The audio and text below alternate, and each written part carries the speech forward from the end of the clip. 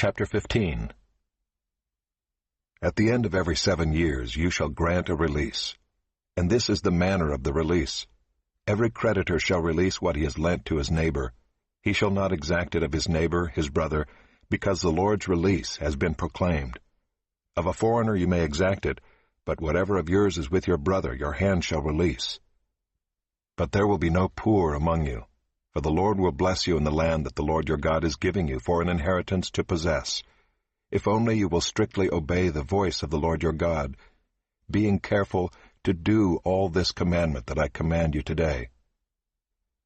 For the Lord your God will bless you as he promised you, and you shall lend to many nations, but you shall not borrow, and you shall rule over many nations, but they shall not rule over you.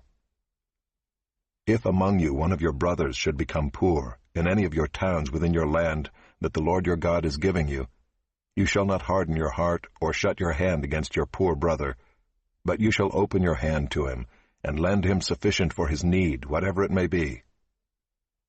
Take care lest there be an unworthy thought in your heart, and you say, the 7th year, the year of release, is near, and your eye look grudgingly on your poor brother, and you give him nothing, and he cry to the Lord against you, and you be guilty of sin.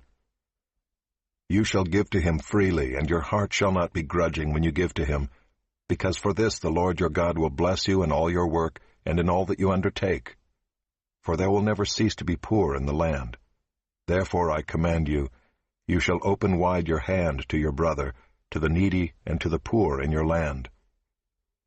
If your brother, a Hebrew man or a Hebrew woman, is sold to you, he shall serve you 6 years, and in the 7th year you shall let him go free from you. And when you let him go free from you, you shall not let him go empty-handed. You shall furnish him liberally out of your flock, out of your threshing floor, and out of your winepress. As the Lord your God has blessed you, you shall give to him. You shall remember that you were a slave in the land of Egypt, and the Lord your God redeemed you. Therefore I command you this today. But if he says to you, I will not go out from you, because he loves you and your household, since he is well off with you, then you shall take an awl, and put it through his ear into the door, and he shall be your slave forever.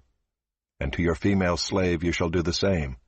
It shall not seem hard to you when you let him go free from you, for at half the cost of a hired worker he has served you 6 years. So the Lord your God will bless you in all that you do. All the firstborn males that are born of your herd and flock you shall dedicate to the Lord your God. You shall do no work with the firstborn of your herd, nor shear the firstborn of your flock.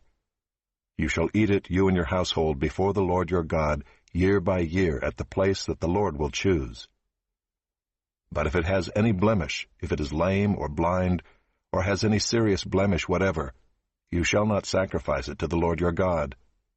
You shall eat it within your towns. The unclean and the clean alike may eat it, as though it were a gazelle or a deer. Only you shall not eat its blood, you shall pour it out on the ground like water.